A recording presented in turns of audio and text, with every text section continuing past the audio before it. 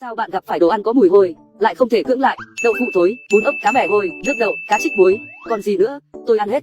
Thực ra thích ăn đồ có mùi, cũng bắt nguồn từ tổ tiên chúng ta. Rất lâu trước đây, tổ tiên của chúng ta chính là người tiền sử, chỉ có thể ăn thịt sống, mà thịt sống thì lại khó tiêu hóa, hơn nữa hệ tiêu hóa của họ thì không tốt. Ôi mẹ ơi, ăn thịt sống làm Tào Tháo đuổi tôi cả ngày, đúng là khó chịu mà.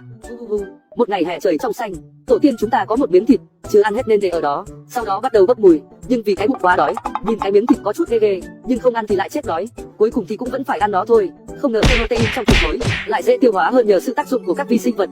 Vấn đề tiêu hóa bao lâu nay cuối cùng cũng được giải quyết. Vậy là người tiền sử bắt đầu chuyển sang ăn thịt thối và những đồ ăn đã hỏng, cho đến hôm nay thì sở thích đó vẫn còn lưu truyền lại cho đời con cháu chúng ta. Tiểu Mau Mau đã ăn là thích, đã thích là hết xiền. Lươn đến nói lời tạm biệt với tôm hùm đất và sò điệp. Các bạn à, xin vĩnh biệt vì tôi sắp tuyệt chủng rồi. Tôm hùm đất và sò điệp tỏ vẻ khinh bỉ. Huynh đệ à, theo như tôi anh đã tự mình làm điều đó. Anh thấy đấy, tôm hùm đất của chúng tôi đã đi hàng ngàn dặm đến Việt Nam để tìm một cái ao và làm việc chăm chỉ. Anh thấy đấy, dạ dày và cơ bụng của tôi trông thơm ngon. Tôi là vua của bữa ăn nhẹ ban đêm, đều là do làm việc chăm chỉ để đổi lấy. Đúng rồi đó, để làm cho thịt của tôi mềm hơn, tôi cũng chăm chỉ rèn luyện cơ bắp mỗi ngày. Anh thấy đấy, số lượng người hâm mộ của tôi đã vượt quá con số 10. Anh hãy nhìn anh đi anh bạn à, thịt đơn ngon như thế, dinh dưỡng còn phong phú như vậy, giới tính thì linh hoạt, lúc là một chàng trai, lúc lại thành một cô gái, giữa thì lại tuyệt thực, lại còn đâm vào bức tường. Để sinh con, anh phải đến rãnh Mariana sâu nhất thế giới để sinh con. Gì cơ? Đến đó thì anh có thể sinh ra hải vân sao? Dù sao thì lươn cũng một bữa ăn, mất đi một bữa thôi. Hu ngã, lấy lại tinh thần đi. Đây là món hải sản đầu tiên để cho mọi người biết đến các anh nhiều hơn. Tôm hùm đất Hạ Nhật, trứng cá muối cao cấp, filet cá thớt nướng than, xôi điệp tỏi, cá thớt bổ dưỡng, mực teriyaki, cá hấp và còn có cả anh nữa luôn đều được mọi người ưa thích.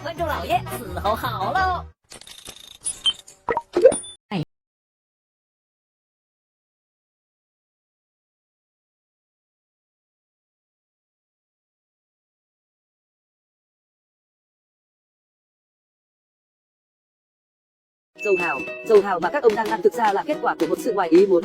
Năm 1888, một người tên là Lý Cẩm Thường mua con hàu về hầm, nhưng vì bận bịu quá nên đã quên nổi kiến nước hào đặt lại. Những con hàu béo mập màu trắng chuyển qua nâu luôn. Người ta là một chú hàu trẻ trung trắng trẻo, vậy mà đỡ lòng nào biến người ta thành một con hàu nâu đen thế này. Lý Cẩm Thường nếm thử một miếng thì phát hiện, không hề phí công chút nào. Hàu tươi hầm thành suốt đặc có hương thơm đặc biệt, vị thì vô cùng tươi ngon luôn. Đây chính là sự tích dầu hào. Lý Cẩm Thường đã sáng lập ra nhãn hiệu dầu hào Lee Kum Kee, trở thành người tiên phong trong ngành dầu hào. Nó đã được kế thừa đến nay là 133 năm. Dùng hào tươi hầm thành tinh chất hào, kết tinh đủ vị mặn ngọt tươi nồng. Dầu hào luôn ưu tiên vị tươi ngon, là linh hồn của nhiều món ăn. Con đường ẩm thực sao có thể thiếu bóng của dầu hào chứ? Sao biển là động vật có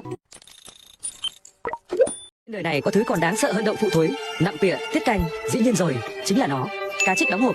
Người Trung Quốc biết rằng cá mòi chính là một trong những loại cá trích, mà cá trích đóng hộp Thụy Điển mới là vũ khí sinh học thật sự. Cá trích sau khi được nấu trong nước muối cô đặc, sau đó sẽ lên men tự nhiên và trở thành mùi vị đáng sợ giống như cục nổ trong mồm. Trong danh sách những món bốc mùi nhất trên trái đất, đậu phụ thối được 420 điểm, mà cá trích đóng hộp lên đến tận 8079 điểm.